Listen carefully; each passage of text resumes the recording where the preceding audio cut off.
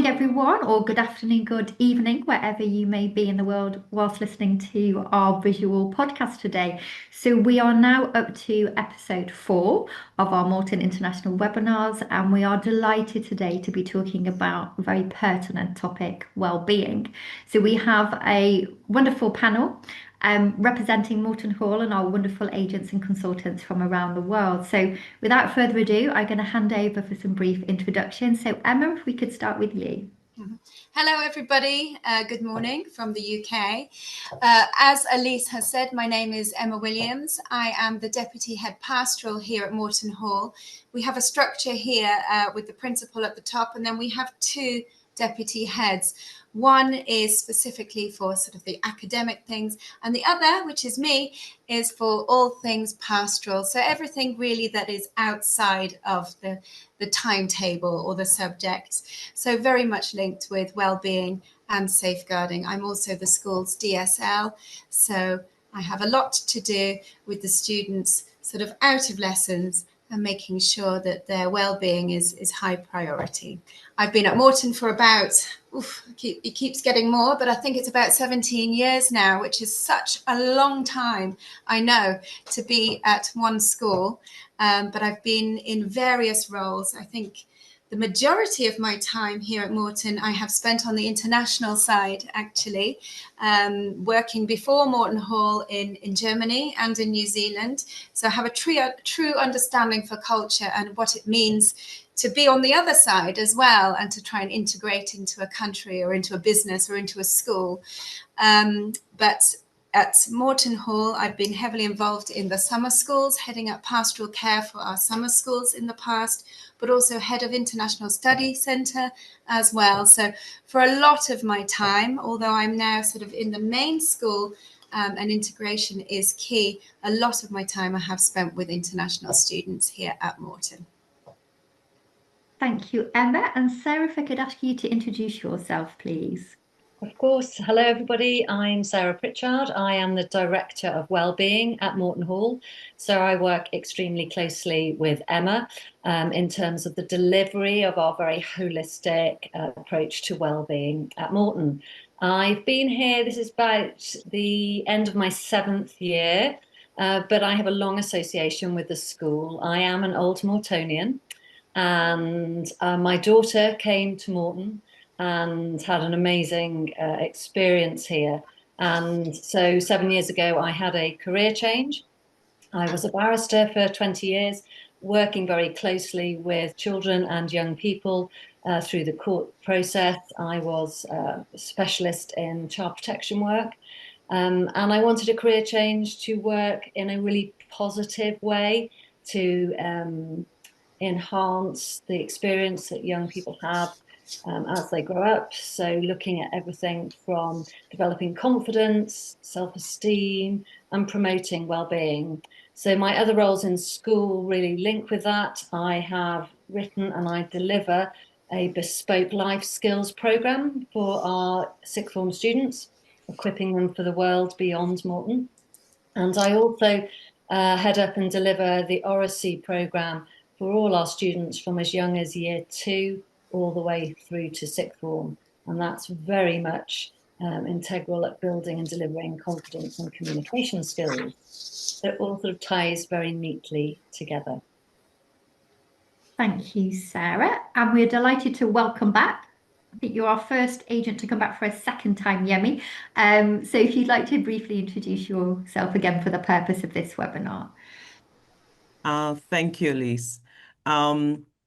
This is my 12th year in education. I've had a bit of a winding journey getting there. Like Sarah, I trained as a lawyer,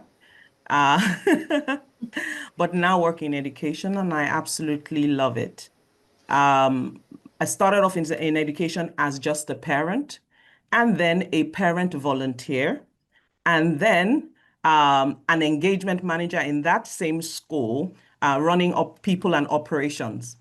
And then I find myself, principal consultant at Plumter Advisory. And major thing we do really is supporting families, as you know, with guidance on school placements and finding the best international school destination fit for their children.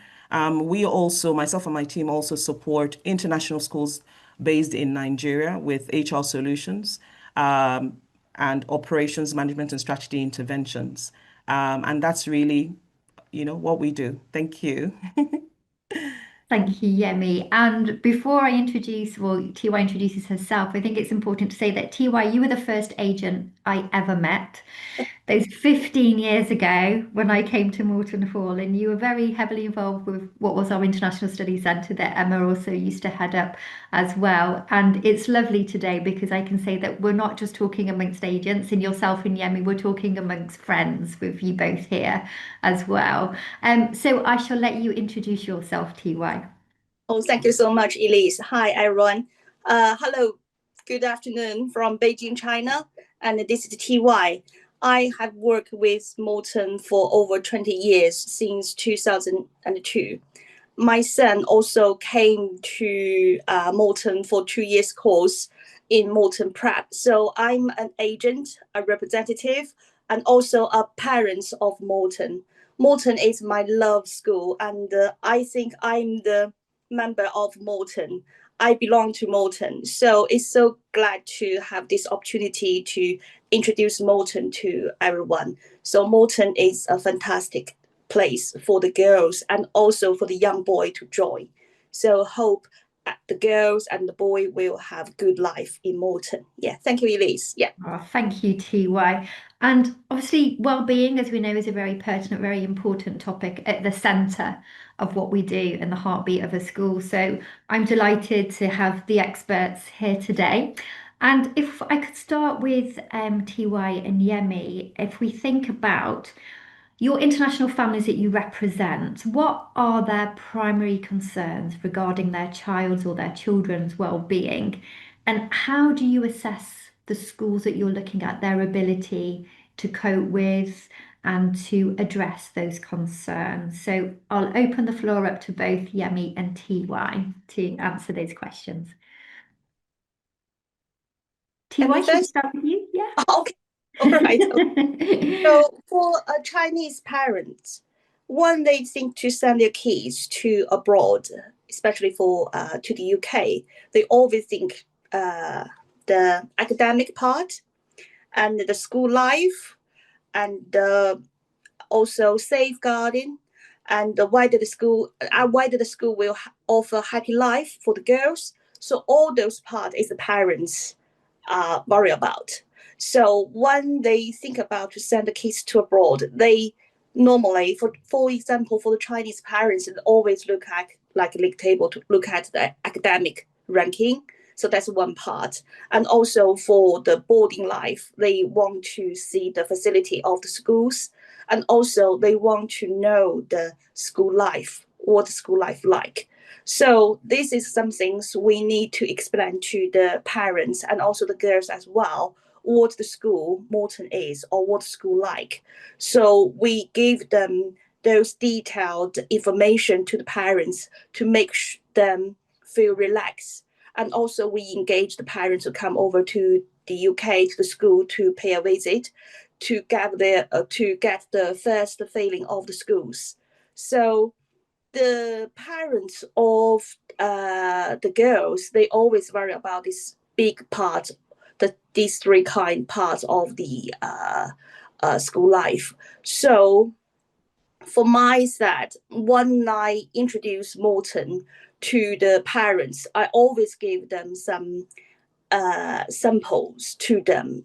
Like for the school, the teachers they gave the students some prep and also reading list before they join the school during the summer holiday.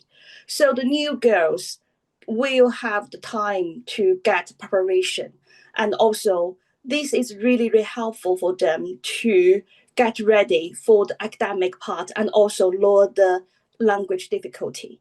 So this is some things we are doing and then give the parents and the students some confidence before they join the school.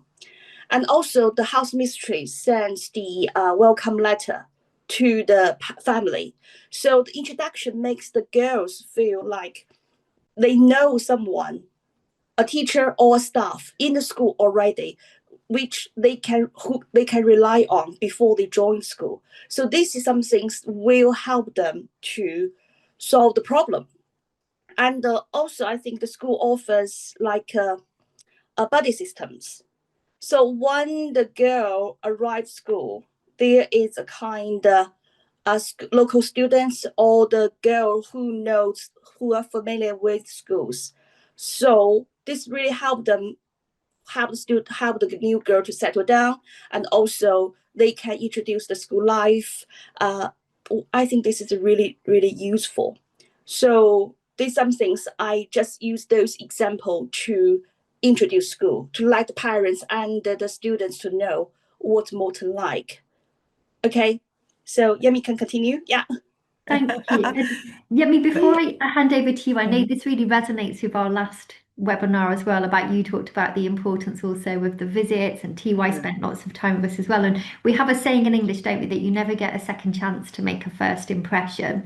And as agents, you're very astute, as you should be.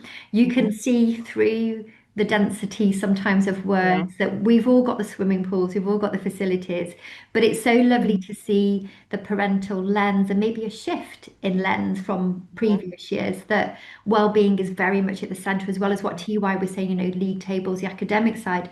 That journey begins so early on in the admissions process, and you can tell very quickly what school really does value well-being and which perhaps don't. So yeah, I'll pass it over to you, Yemi.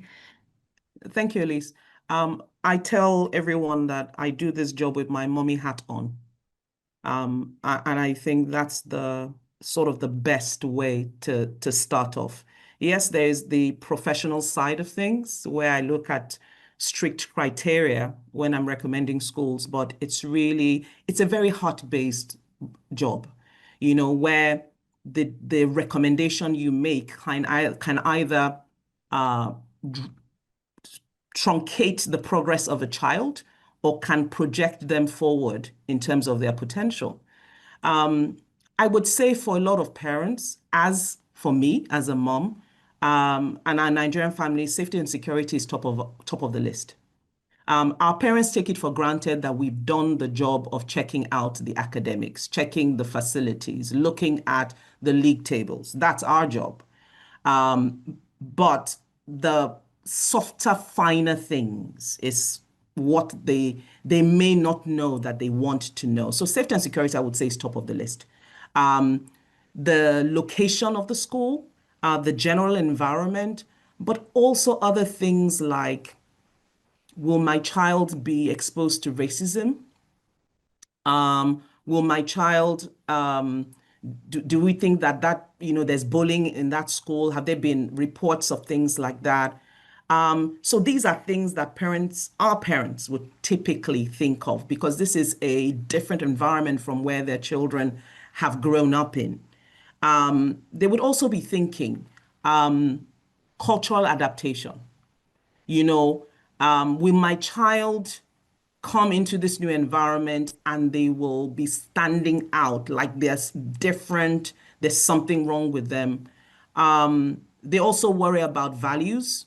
That's a very big thing with Nigerian families. Will all the 10 years worth, 15 years worth of values and foundation I've put in my child, will they go into this new environment and they can't remember who they are? They forget their identity. I think those are, in terms of well-being, those are things that a number of parents are top of mind for a lot of parents. Academic pressure as well for some parents. And I think one of the benefits of having a consultant working with families is you need to look out for the child. You need to ensure that the school you're recommending is suited for the child. So there are some children, I would clearly tell the parent, I don't think this setting, yes, it's a good school, but the setting might not be the most ideal because of the academic trend of this particular child. I think the child may be under undue pressure or undue challenge that might not augur well for the child. So I would say for a lot of our families, top of mind in terms of well-being concerns would be safety and security, cultural adaptation and values, And then also, is this setting suitable for my child's current academic profile? I would say those are top key things. And it's my job to then take that information and ensure that we're recommending schools that align with that profile. Thank you. And I know working closely both with Yemi and with TY for so many years that we really are on the same page that it's the right child in the right school. And well-being has become such an integral part to that alongside the traditional lens of league tables and everything else. So if I pass it over to Emma and Sarah, I mean, we've heard from TY and Yemi there in terms of well-being is so important, even at that pre-arrival, even when the school selection is coming into play, and that it pivots around obviously family values, safety, security, location. So it'd be lovely to outline the key pillars of Morton Hall's well-being programme and how that's been specifically designed to support our wonderful, not just the students, but I would say you support our families as well with the wonderful work that you both do. And to perhaps develop a little bit more on that in terms of the potential challenges we may see and how we address them. So shall I throw that over to Emma? Shall I go? Yes. Fine. Thank you, Elise. Well, I know a lot of schools say this, but when I say it, I really mean this. And I'm sure, TY, who knows us very well, would vouch for this as well. Here at Morton, we pride ourselves on treating every student that comes through our door as an individual. And that is an individual because, of course, they are individuals, but because of their culture, perhaps, and new things that they are going to experience. But also, every student has a different character, no matter where they come from. So we look at each student, we really do, as an individual. Every student that comes to Morton Hall has not just one person that they can go to, that they're directed to, but quite a selection of people. And I think that's really important because not everybody wants just that one person. They may not get on that well with that one person. But immediately we set them up, as TY quite rightly said, with a buddy who that they can follow around for the day, for the week, who will take them to lunch, who will take them to their first tutor group meeting and meet their tutor. So there's the person number 2. A tutor will always have a very small group of students that they care for and will have individual meetings with them. So right from the outset, if you like, the student is introduced to 1 or 2 people immediately. And then, of course, they're wonderful house staff, not just the house mistress, but the house assistants within the house. I make a point of meeting every single new student that comes to Morton so that they know who I am and my responsibility to them, and that they know where my office is. Then, of course, they have mentors. So almost like a big sister who is assigned especially to them from an older year group. So a little bit different to a buddy. They have a meeting set up with a health centre staff member in the first week as well. So it's almost like we bombard them with people in that first week. So in every direction that they look and for every problem or concern that they might meet, they will know where they can go. We have Sarah, our Director of Wellbeing, who also will meet all of the students. I could go on and on and on, but I think because of our size here at Morton, that allows us to be able to really connect to each and every student in a very unique way, very different from many schools. We can form that relationship with that student straight away. It's important to me that we get to know a student very quickly so that we can recognize when they seem a little bit out of character, for example, or we can recognize if they don't seem quite themselves. We need to know who they are to be able to recognize these things immediately. So that's really at the heart of the beginning when they come to Morton. But everything is based on our missions here at Morton Hall, which is our missions are to embrace. So embrace, we mean to take the most of every opportunity, of every meeting of new person, to, if your buddy invites you along to an activity, to embrace that, to go along. To achieve, of course, academics are very important, but I see achievement, of course, with a pastoral hat on, in that it's your personal development as well, to achieve personal development here at Morton. And of course, our third mission, to enjoy, to have fun whilst doing all of this as well. And I think a lot of the activities I'll probably go into in more detail a little bit later, but a lot of the activities that we focus on and our induction procedure for students isn't all about language. We don't want students to worry so much about that language barrier at the beginning, because of course they will be, frightened about that in many cases. But we will put on activities where everybody can get involved, whether it's a talent show, it's a singing competition, it's dancing, it's enjoying, it's archery, whatever it may be. Language isn't the most important thing in that first week. And we really focus our activities on that and sort of integrating the students. So really, as I said, a unique approach, but very much based around our missions here of embrace, achieve, and enjoy. Thank you, Emma. Sarah, would you like to add to that also? Yeah, I would. I'd really like to echo what Emma said, but also what Yemi said, and that's about family. For me, Morton epitomizes a family. And I mean that most sincerely. I mean it as a former student here who's come back to the family well over, dare I say it, 30 years after leaving. I trusted my own daughter to this family, and she thrived here and excelled beyond our wildest aspirations. And I feel it very much as a member of staff that I'm part of this family, and that I have the privilege of being a parent to the family of our students, because effectively that's very much the sort of the role that you feel you're taking in a very professional capacity, but that role is one where you very much welcome students to our community, and we, like parents, lead that community. So I think that's the heart of Morton.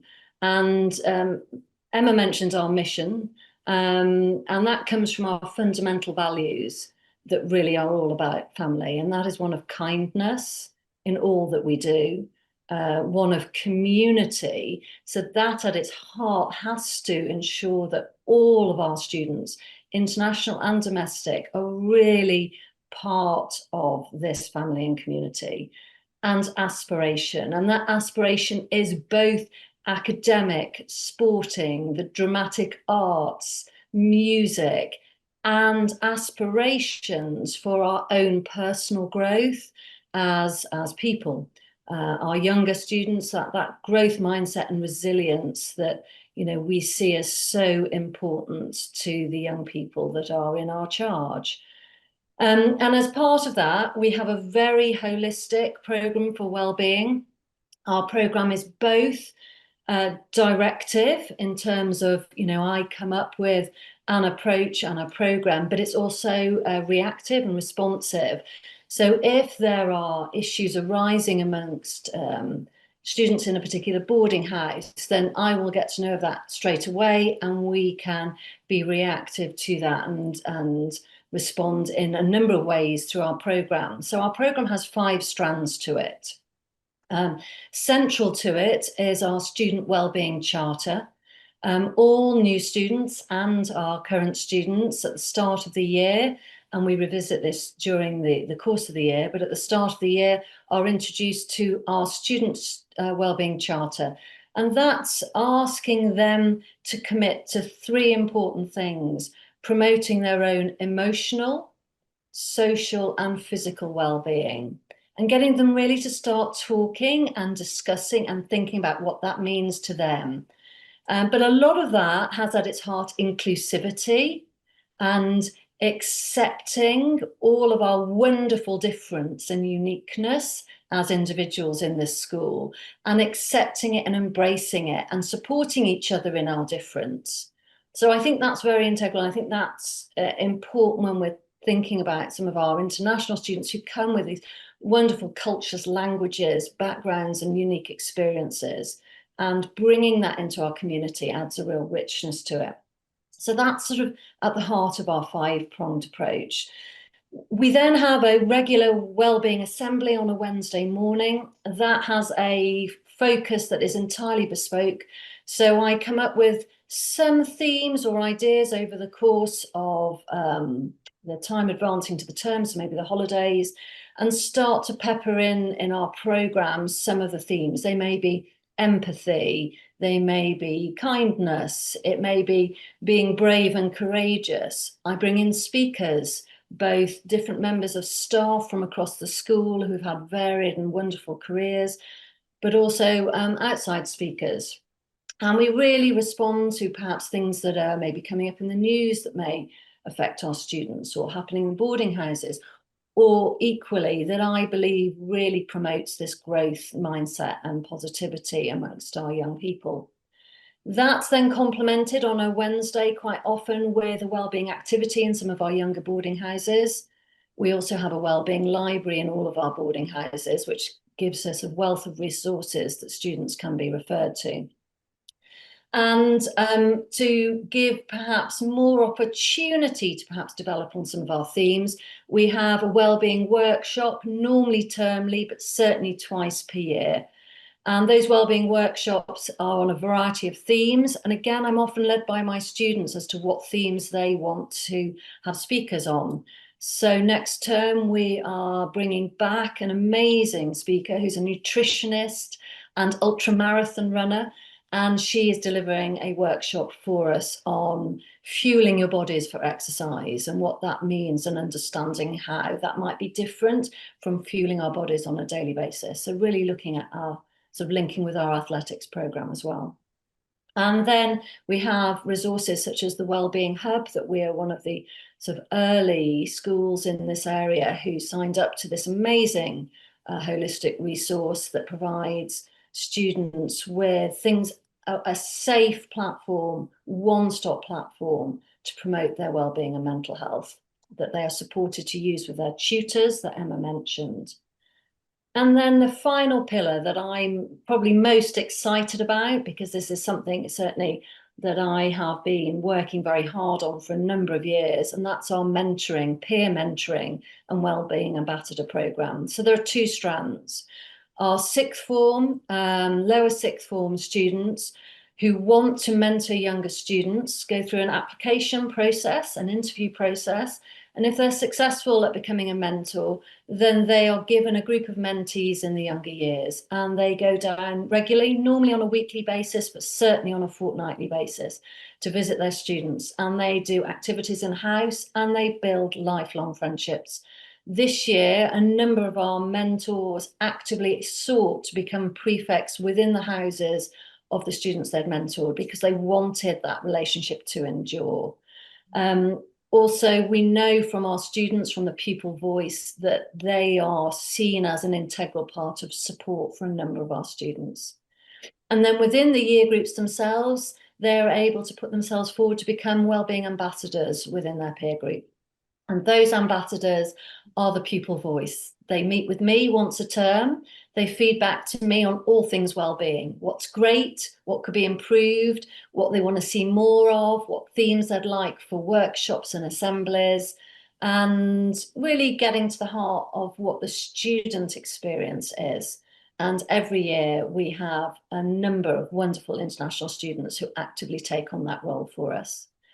And we have a special wellbeing ambassador who is one of my international students in the sixth form, and they also link through the school to any international students who may be struggling with whether it's homesickness or feeling like they're just struggling to integrate.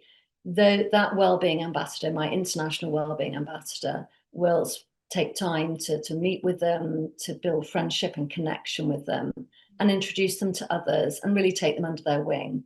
And that brings us back to why I think we're such a great family.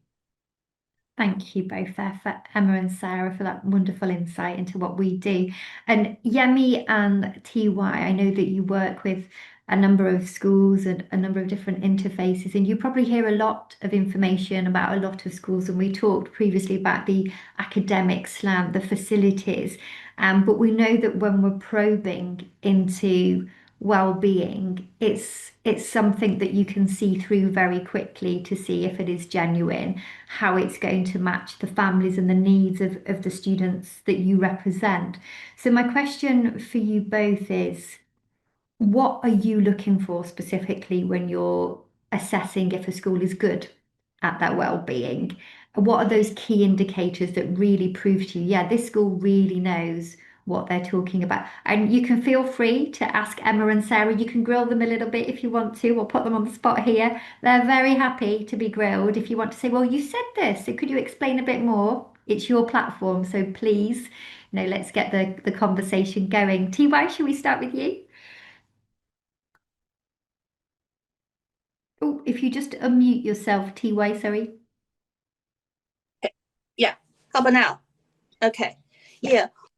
When we have a girl who wants to go to the UK for high school education, so when we look at a girl, and we normally check with them with the family and the girl about the academic part and the personal part. So for the school, if a girl, like a Chinese young girl with a little bit weak English and a little bit shy, how the school deal with the students like that? So Oh, she's gone straight in for the questions yes, there. Thank yes, you, that's TY. always parents ask. Yes, Mhm. a shy girl with a low English. So what we can do for her? I think this is quite important for the Chinese parents to choose a right school. Yeah. Mhm. Well, from my perspective, and we do see this, of course we do. From my perspective, as I said, it's all about that first arrival into school, making that student, as shy as they might be, feel that they have a lot of people that they can talk to feel that every corner they go around, there is help there if they want it. That's the first thing. But also, we're not a massively pushy school. So we're not saying you must do this and what are you doing in your bedroom and why aren't you out and go and do this. That's not really our approach. It is, but we're much gentler in that approach. So there's an awful lot of encouragement in those early days for those students to go and take advantage of some of the opportunities. For example, the induction program, and to join some of those activities with their peers. I think as well, just encouragement. As a mother would, TY, our house mistresses are all wonderfully gentle.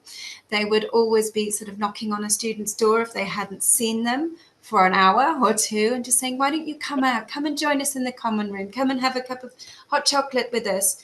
Our sixth form mentors are in, and I think all of that together and that very gentle encouragement in those early days so that things don't go too far before they feel like they're on their own is very important. So it's a little bit pushy, but it's more sort of very gentle encouragement in those days. I think as well what works quite nicely here at Moreton is, obviously we're looking after the students, not just the international students, but all of them. But it's realizing that these students that are coming into Moreton have so much to offer our students. And it's giving them that empowerment as well. So I'll never forget an example when my own children attended a summer school once. They attended the holiday club, and there were a lot of international students there at the holiday club. And I said to my daughter, have you had a good day? Was it good? Yeah, it was amazing. I was expecting her to say, we went swimming, we did this. She said, I learned how to say heads, shoulders, knees, and toes song in Chinese.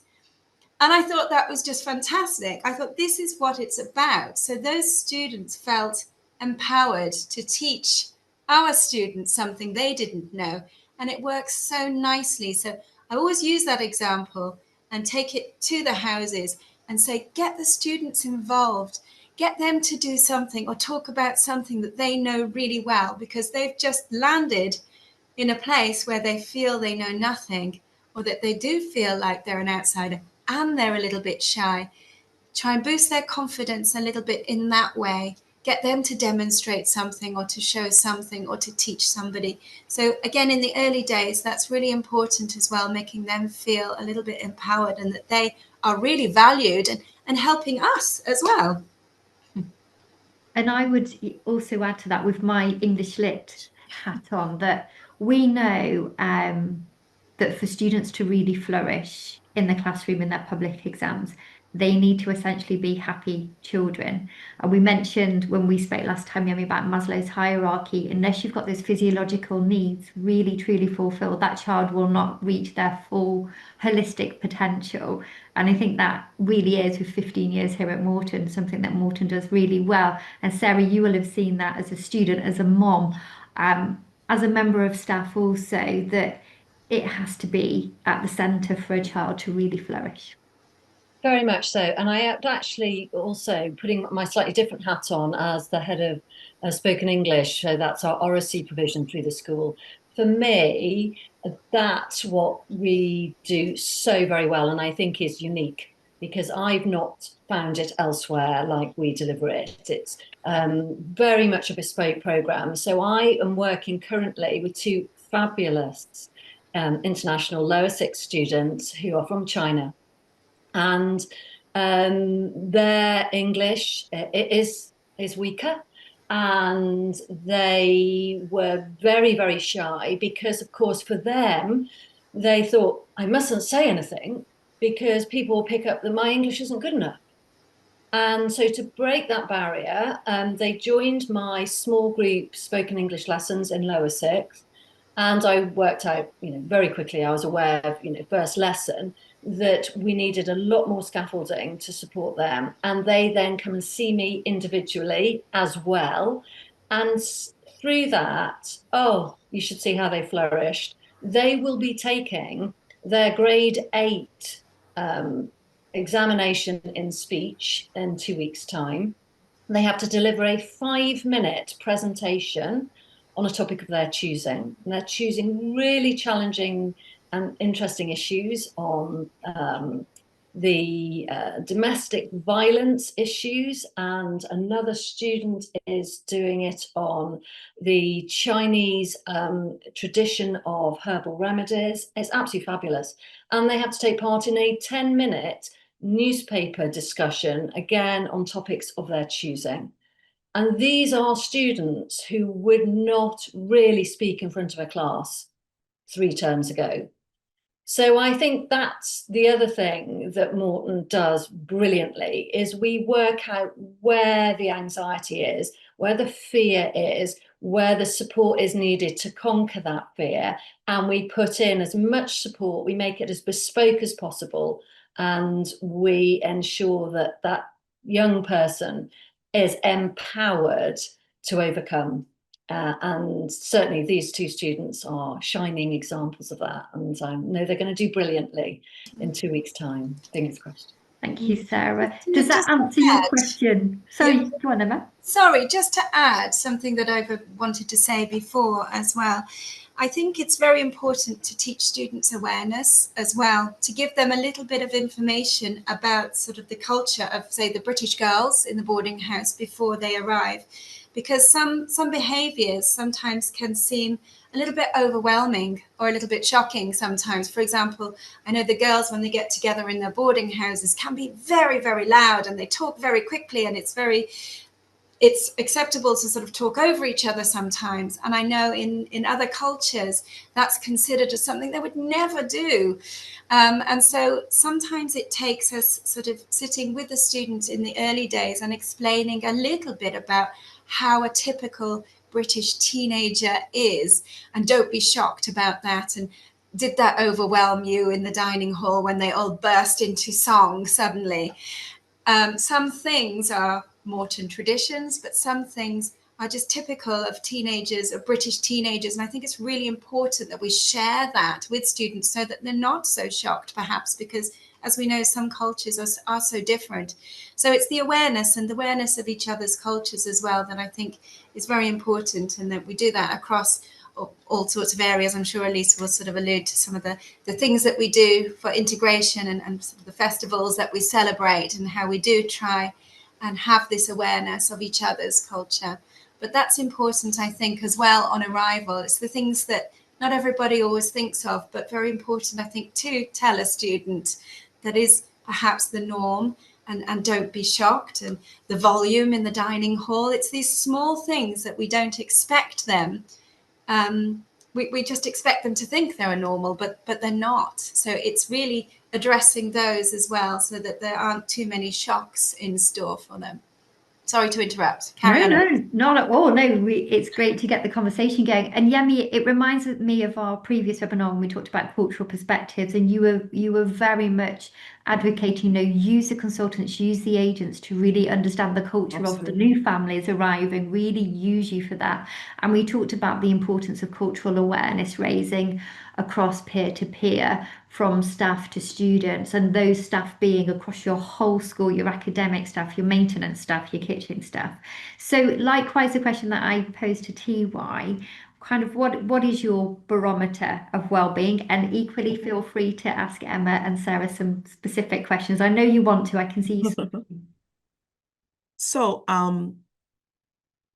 in one vein, I think I'm probably one of those consultants that, well, I'd like to think that it's not a case of I make it much harder for the marketing and admissions team. I would like to think that we're all on the same page and we put the welfare and well-being of these children front and center, and that's what guides everything that we do. At Plumpton Advisory, that is our motivation for the work that we do in school placement. It's always about the child. I tell the parents, I said, you're the one paying the bills, but you're not the most important person in the room for me. The most important person in the room is the child. And it's so important for me to ensure that the child's welfare is taken care of, and we're recommending a setting where that child would thrive. So some of the things I'm looking for is even before I even go to the school to visit. It's what is the interaction with the school officers, my first inquiry. How easy is it to communicate? Does this school have dedicated staff for international families? Now, yes, generally, well-being, there's a general aspect of well-being, but there's also a specific service that is unique to international families that is different from home families. So those are the kind of things I'm looking for. It's so lovely to hear the framework that's in place at Morton Hall. I mean, I've always known that it was in place anyway, which is why Morton Hall is one of the schools we would always recommend. But I look for framework and structure. What framework or structure is in place for pastoral care, for student well-being? Do we have a multi-layered system? Are there house parents, tutors, nurses, as in people who are dedicated to certain aspects of well-being, or is one person being stretched to do multiple things at the same time? Those are the things I'm looking for. And then when I eventually visit the school, so I've heard about the framework, the structure, I'm asking all these different people in the chain. And if they're not all saying the same thing, then I know that the framework and the structure is on paper. It's not a reality. So I would want the house parent to be able to tell me the same thing they have in place for students who have special needs. The tutor should be able to tell me the same thing. The counselor should be able to still tell me the exact same thing or similar things. And that's what gives me that assurance that there is an actual framework and structure in place. And then, openness and transparency in communication. How accessible are the staff in this chain to a parent? How is a parent able to keep tabs on the progress and development and the care of their child without having to physically be present or without having to call? What communication channels are in place where a parent can just check, what has my child done today? And then, is the school proactive in communication?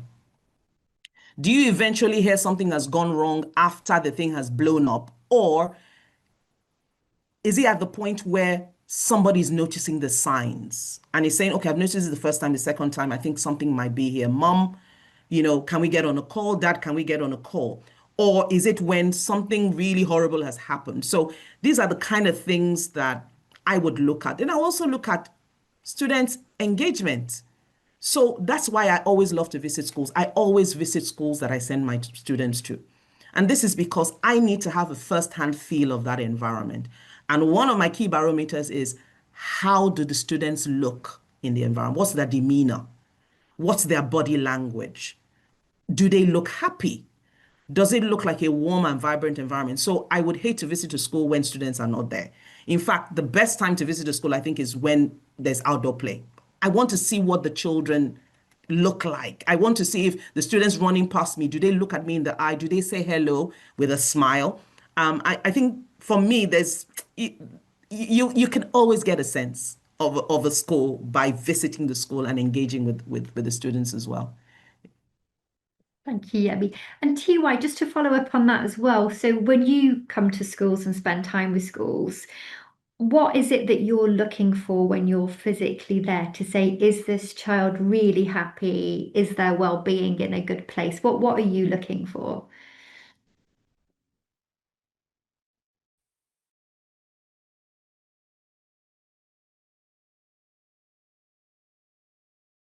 Sorry, I forgot it. Yeah, sorry. Yeah. As a parent, one night we did school, same as Yami. I would like to say, I want to see the face of the students, of the girl, happy or not. And walk by me and with a smile or fast or what they are doing and with sport uniform running to the class. If the students look happy and busy, I think that's the school I want to send my kids to. So I think that's really, really important part. And also talk to the staffs and the teachers, and then they show me smile, and they knock their head. And this is some things I feel the school is so warm. So I think that's the first things one night with school I want to look at. And also the facility is some things I definitely need to check about the boarding house, about the sports center, all those kind of things I also need to look at because that's the place my kids will stay at the school. And also, if the chance, I would like to chat with the teachers or the staff at school. I want to know whether they will give my kids fully support in academic way and also the living part. So I think that's some things I really want to get from school when I visit.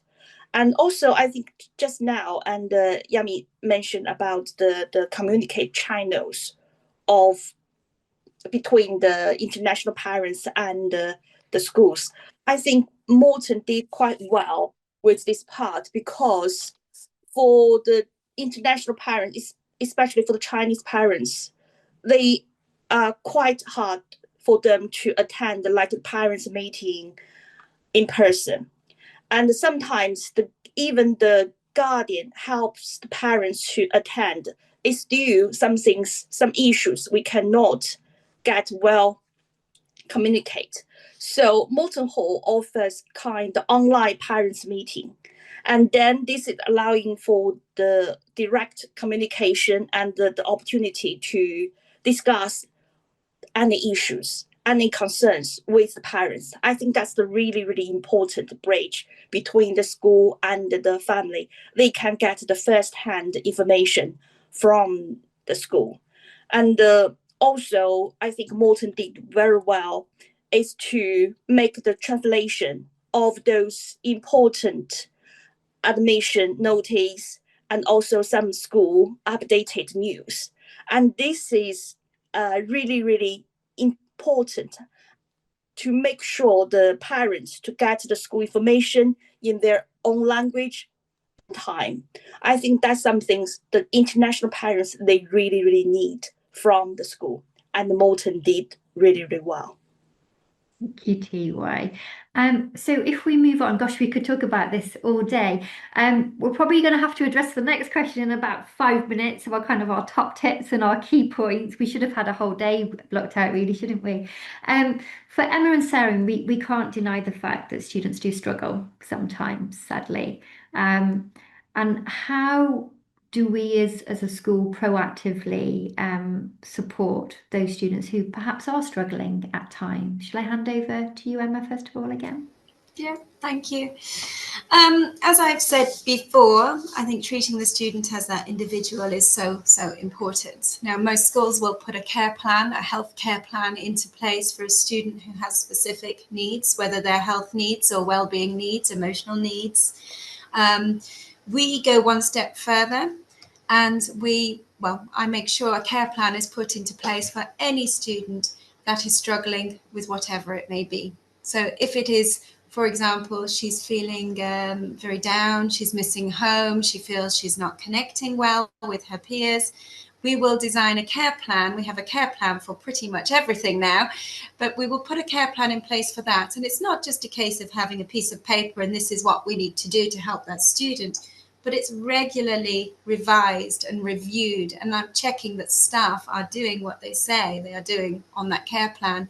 Something as small as the triggers for this student are, and it could be drama class where everybody is speaking and they feel like they can't as much. So have I spoken to the drama teacher? Have we together come up with ways that the student can still do drama classes but not feel this way? It could be, has tutor checked in with the student that week, and can we up those check-ins? It could be that we've advised a chat with the health centre. Each plan is so individual, but I think that's really important. We don't just say, well, okay, the student clearly needs somebody else to talk to. We have a plan for every student, considering whatever stage they might be, whether it's the smallest of well-being issues to obviously the much more serious issues that a student might be experiencing, whether it's eating issues or whether it's issues with self-harm or anything to the most serious. We put a plan in place for all of these students, and we make sure that this plan is followed and that everybody who needs to have eyes on that plan has eyes on that plan. So I think that's a really important thing, and a thing that I find works very well here, as well as the communication, obviously, with parents. I think you mentioned before that communication is key. I will try and enforce that house staff get to parents before the students do, because quite often it's the smallest of things that the house staff hasn't perhaps noticed. Somebody had felt left out, for example, during an activity. Instead of that student then perhaps going to the parents and calling and saying, oh, something terrible has happened today, etc., our staff are so onto it that they would probably reach out to the parent first and just say, I noticed today that she was feeling a little bit not herself. We think it might be this, we think it might be that.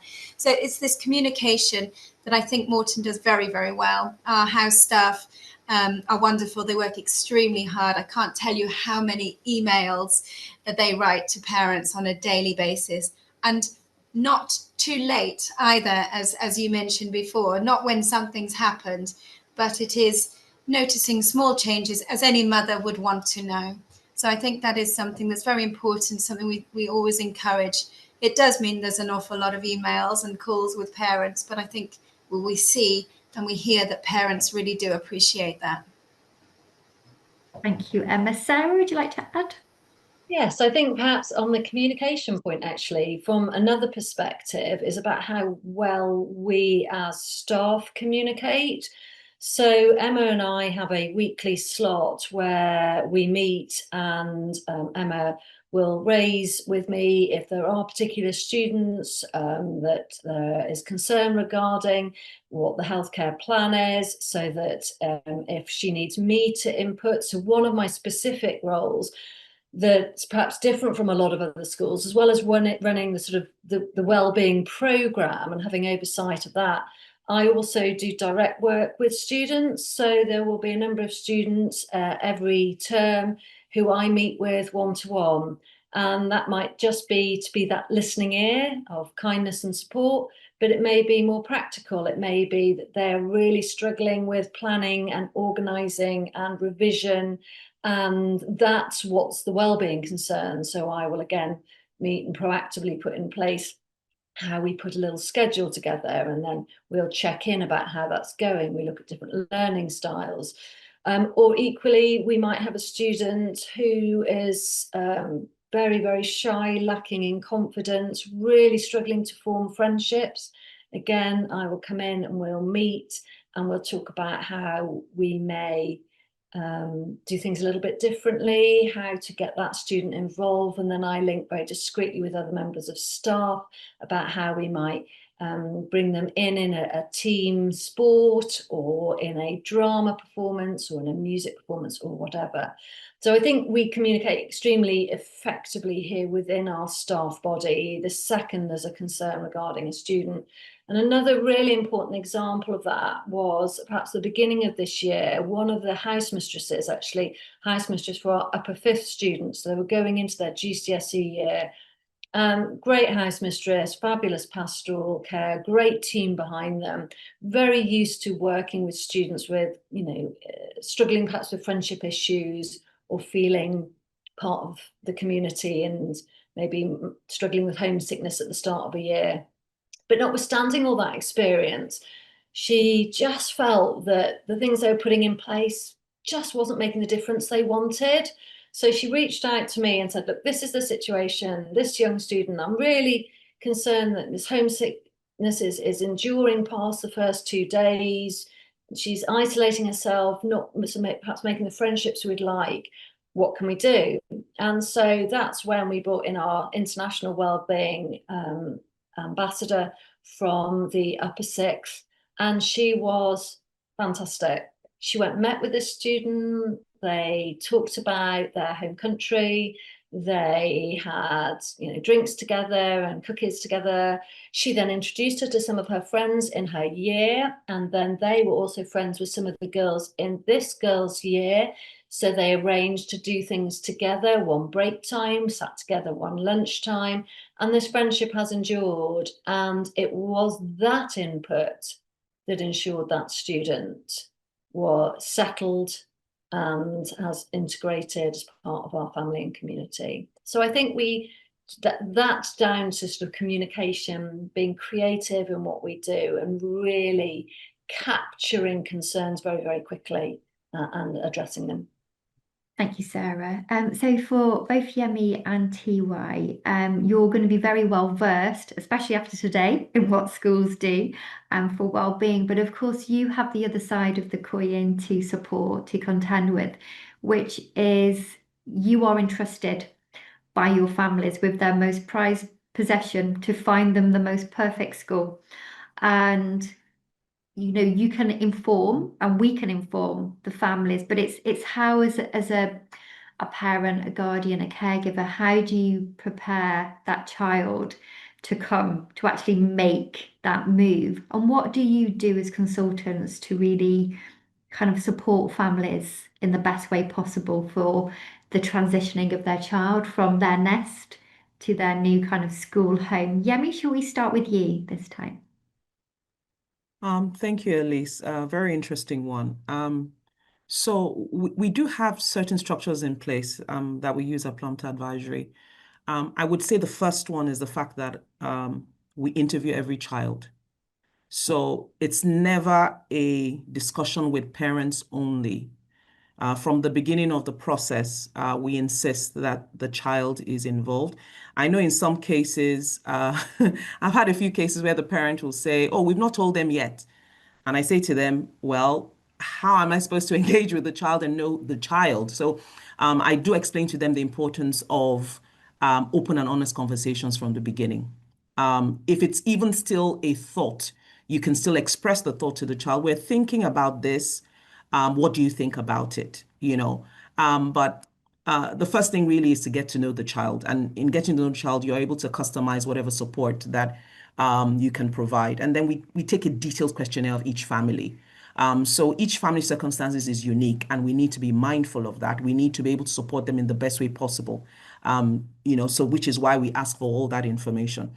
And from the time that we have now gotten to a place where there's now a decision, okay, oh, fantastic, yeah, see, we like the school, would like to go ahead, take the offer, and we know the child will be going to a school. We then, put in pre-departure preparations. on our own side, we want to ensure that the family is not just even the child, the family and the child are very well aware of what they're going into and trying to prepare them as best in the best way as possible. So a lot of practical things go into it.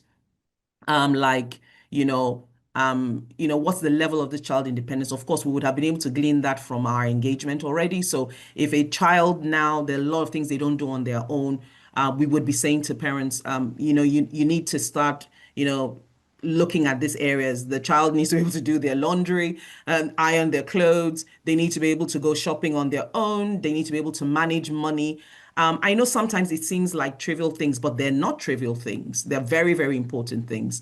If there is a period of time before resumption and then maybe the parents are going away, we'll start to say, so for my children, one of the things I started doing maybe a year or two before would be when we go out in London, you're the one that's going to plan the journey. I'm just going to keep quiet. You're going to tell me what bus do we get on, what tube station do we change at, if we need to get somewhere by 11:30, how's the journey going to be planned? I showed them the website where you can do the journey planner. Then we go to the shops. I say, okay, you need to make such and such. What are the things that you think you might need? What would you pick? And I would say to them, if you pick that, remember that £20 is going to disappear. You need to know how to manage that money to be able to buy all you need. So practical things like this. So I encourage them to do these things with their children because this is what they're going to be faced with. Things like managing money, moving around. The children are going to be traveling unaccompanied a lot of the time. So, teaching your child how to be observant, how to be mindful of their environment, how to raise an alarm when something goes wrong. If something happens, what's the emergency number to call? Do they have the contact number of the school? Do they have the contact number of the guardian written somewhere that's not on their phone if their phone goes dead? So really practical things, to be honest. And then, of course, we talk about the emotional side of it, So I let parents know that, they need to start talking about the fact that tell their child, you're going to be away from us for a while. You might not see us as often. Maybe already even decide, okay, what would be the first visit? Let the child know this is the first time. Oh, I'm going to see my parents visit. So they have something to look forward to, something to anticipate. And then I let parents also know that part of what they need to prepare is they need to be mindful that they are still supposed to provide the primary emotional support. So have they planned in their visits? How many times will they go and visit their child? Or how many times will their child come back home? And if that is not the case, the guardian, how close is the guardian to the child? How many times can they go physically? Because there's a very big difference from the physical engagement and contact to the video call. It's very, very different. So how many, and that they need to build it in. They need to plan it. They can't just let it be loose. They actually need to be deliberate and intentional about doing that. And then also, the calls and the video calls, they need to sort of plan that as well. How many times a week will you check in on your child? I know sometimes there are beautiful children who are independent, who just, will resume at Morton Hall and will not remember they have parents until the end of the term. They're fine. But there are some children who really need that support ongoing and consistently over time. So these are the kind of things we talk to them about. Also about the cultural differences. Now, Elise, you know me, we've met. You know that, I talk with my whole body, which is probably what I'm doing now. Now, for someone who doesn't know me that well, seeing myself and you talking, they might think I'm angry with you and I'm telling you off. But that's just part of our culture. Back home here, we talk, well, pretty loud and we gesticulate a lot with our hands, with our body. When we're extremely enjoying the conversation, we might hit you on the back, but that might not be acceptable for people from other cultures. Now we need to tell our children and our families that you need to also be observant and mindful, and there's certain things that you will not be able to do. So you will not be able to hit people when you're talking to them. You would need to keep your distance, private space. You may need to step back a bit, things like that, So these are some of the things that we feel might help. And these are the things that we typically would advise our families and our children. And it just shows that connection between right from the admissions, the relationship between admissions and consultant, and then with the school. But actually, what I've just thought as an aside, Yemi, I'm thinking at an event we've both been to, and we both gesticulate and we both talk and slap. So we probably look like we're dancing and slapping each other. So please Yeah. don't worry. It's not just a cultural thing; it's an individual thing as well. But it's difference, isn't it? And it's making our students see that difference is a beautiful thing, and it's about being tolerant but enthusiastic about difference also. I just want to ping that over to TY. I could see Emma and Sarah nodding along, and I know there's a few notes I've made that we can pick up on what you've just mentioned. And TY, from our relationship with you, of course, it's a very long-standing relationship, not just with long stay students, we've also had short stay students, immersion students, and I would imagine with those families even more so. They want to know, even though my child might be coming for whether they're coming for 2 weeks, for 2 months, for 2 years, for 10 years, that level of well-being provision should be excellent no matter when a student joins us. So I'd be interested to get your opinion on that side of things also. So for the students, we normally, if we recommend Molten to a family, to students, like what Yami said, we always have this discussion with not only the parents, also with the girls as well. So we talked with each other about schools. We engaged the family to visit schools, and even they can't come over to the UK in person, we try to engage them to find information online and see the school videos and all those kind of information before they make the decision. So that's really important for the family. They know where the girl will go and what the school like. So that's some things they should get before they make the decision of take the offer. And also we have the online meetings between the parents, the girls, very often before the applications, how to make the application, how to prepare the exams, and also during the academic period, during the admission period, and what's the progress, what happened, and offer or not, what's the English level the school required, whether the girl needs more English support before they join the school, all those things between the parents, the girls, and us. So I think we communicate very often, and also we have we have kind of online meetings before the girl goes to the UK. We give them the information, how to join school, how to prepare the uniform, and how to be well with the teachers, with the staffs, and also with the classmates, the boarding house, the boarders together. And WeChat is quite a popular social medium, and we use WeChat as WhatsApp in China. So we built kind WeChat group with the girl, the families together. So when the girl has questions, they can easily get answers either from me. If I can't answer, I can easily send email to you.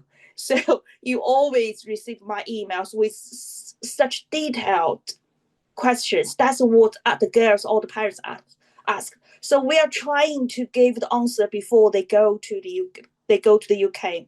And also we engage the family to choose the right guardian. Find the guardian on behalf of the parents to help the girl to settle down, to solve the problem. That's really, really important. We can't rely on the parents when the girl far away from home with 7 or 8 hours time difference. So at that time, guardian is the really important person to help the family, help the girl, help the school. So always choose the right guardian. It's the really, really important for the Chinese, for the international parents, I think. So that's some things we are doing for the students before they join the school.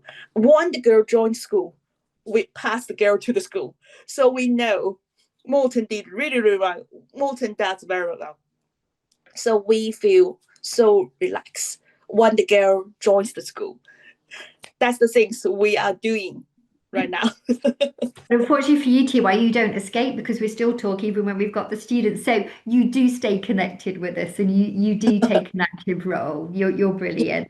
And that really actually touches on a Home Office change lately in terms of visa regulations. As we know, on May the 29th, there were some changes, and quite rightly so. The Home Office have put in some extra safeguards there from a Guardian point of view. And at Moreton Hall, we've always done our extra due diligence, as it were, but it's good to see that the Home Office are looking at schools and Yeah. agents to be accountable, that we're working with quality consultants, that they are accountable in terms of the guardian that is looking after those students. And that's something very new in terms of a Home Office reg, which is good to see this year.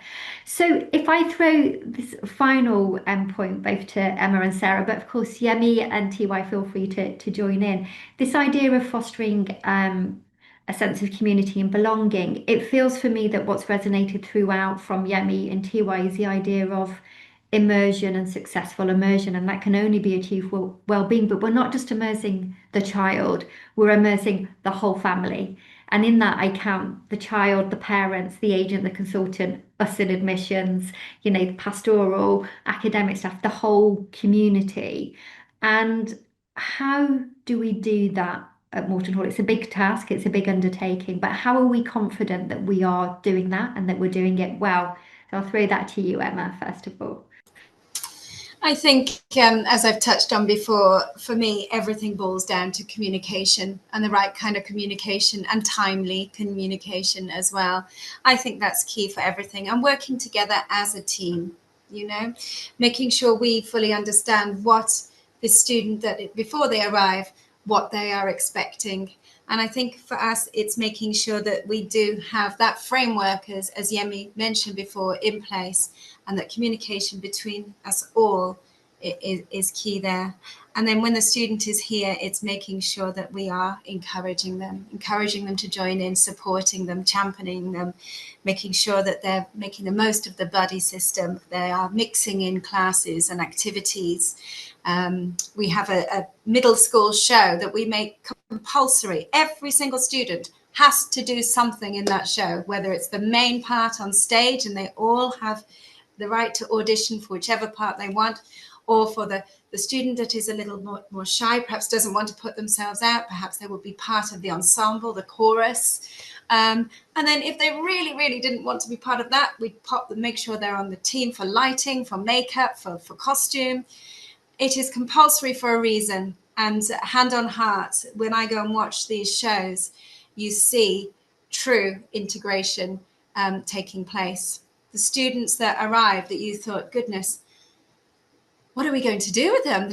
They're so quiet. I don't know how. And then I see them on stage, and every time it gets me tears in my eyes. I can't believe that this is the same student as that I was a little bit worried about or concerned about. It's that I think is very, very important. It's joining in, it's the encouragement to join in these activities, to not allow a student to lie on their bed all weekend, to make sure that they are actively engaging and signing up for these activities. And sometimes, yes, we do have to make a few things compulsory so that we know that they are busy and that they are making the most of the opportunity. I think as well, as I said before, the exchange of cultural ideas as well is very important. It's the student voice. It's hearing what the internationals want. What do you want to celebrate? Do you want to celebrate this Mid-Autumn Festival? What do you want to celebrate? Let's have a culture day. We have a whole school culture day where we invite international dancers to come and teach the students. Our talent shows, again, if you ever come to one of our talent shows, you would be amazed at how central our international students are to these sort of shows. It's their chance to put themselves up without, as I say, that language barrier that does sometimes get in the way. And they sing a song quite often from their own country. I think one of our Nigerian students actually won our talent show last year. It was absolutely phenomenal. And just to see their peers, the British girls, clapping and shouting and screaming for them, encouraging them, it's heartwarming. And that's something, I'm pushing for. We do it so well, but I want more of that all the time. It's the true times that we see that full integration. So it's just keeping on our toes with that sort of thing. Sorry, Elise. No, actually, Emma, you'll remember from the days of the IIC, and obviously I won't name the student, TY, I think it was one of your students, and you remember the peeper. We were introduced to the instrument peeper. And this lovely girl played the pipa, traditional Chinese instrument, and our director of music orchestrated this most beautiful Only piece of music that only that the girl. incorporated her pipa, Mm. had violin, cello, piano, and it was lovely to see it all working so beautifully. Sorry, Emma, you carry on. That's okay. But I think I was just saying that's it. And it's things like that that really work and contribute to their happiness, which then in turn contributes to how well they're doing at school and what they feel about themselves and their studies. It's interactions with their tutor, their house team, with their peers, with their mentors. And I think what's very important as well is the feedback mechanism here as well, and making sure that feedback is, again, timely. We're keeping parents in touch with things all the time. We're not waiting and delaying with things like that. There's a lot of communication. The channels are open there. So I think for me, it's that and the awareness of each other and each other's cultures. Mm-hmm. And for me, in terms of that academic side, it's that idea that even the sky isn't the limit. And I've seen girls that have absolutely fly when I've adapted the way that I teach. They shouldn't have to adapt the way they learn. The way they learn is perfect. It's got to be the way that I teach and the way that I connect with that student. And for me, I think that's what I really am going to take away from this part of the webinar is that it's the same with well-being. You know, you have to encourage, you have to motivate, you have to be that parent there on behalf of that parent who's thousands of miles away. And it's so important for them that there are no limits. And it's lovely to see, you know, a girl running off the lacrosse pitch, filthy, jumping in the shower. Then she's on the stage in a show. It's showing our girls that they can do everything. And actually, when we look at the school body, we don't want to even differentiate even between British students, international students. We want them to all just feel happy students who have the world at their fingertips as well, which is so important. And so, Sarah, the same question over to you, really, to wrap us up, really, in terms of that sense of community and belonging, and for that not just to be the first point of the student's journey, but how do we embed that into the fabric and the fibre.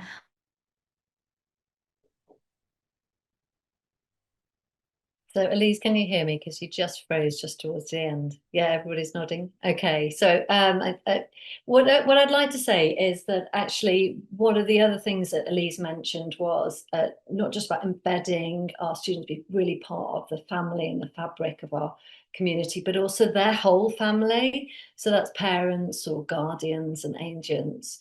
And quite a lot of my job with that is also about signposting. So we have some amazing resources. The Wellbeing Hub is one I'm really passionate about. You know, and frequently I'll have parents I'm in conversation with, and they're worried about a particular aspect of their child's behaviour, maybe relating to some of the challenges they're facing as young teenagers. And they're saying, oh, I don't want to do the wrong thing. I don't want to say the wrong thing. How do, you know, what's your advice? And I often say, well, you know, I can only talk from my perspective, both as a teacher, but as a parent. But some of the things I found really helpful are these things that you can access here. And our Wellbeing Hub is actually available not just to students, but to teachers and parents. So that's one of the great tools that brings our community together to say, we're here to support you as parents too on this journey. And then the wellbeing events that I put on, we always put an event on every year that we invite parents to. So one of our speakers not only just delivers workshops to our students, but we'll put an evening event on for our parents as well, because it's, you know, parenting is a challenging business. We weren't given that manual.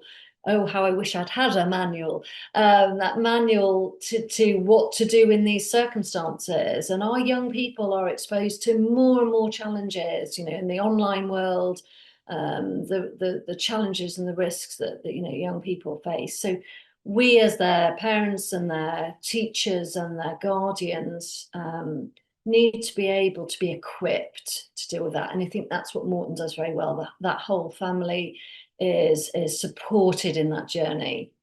And then perhaps leave it to end this on I hope it's okay, on a more personal note about how we as a family really make students feel part of this community and embrace the variety of opportunity and culture. My daughter started here in year 7, an incredibly shy little girl who struggled academically, and she not only left with 3 fabulous A levels, but has gone off to study internationally, and that was her decision. She said, actually, I know what I want to do.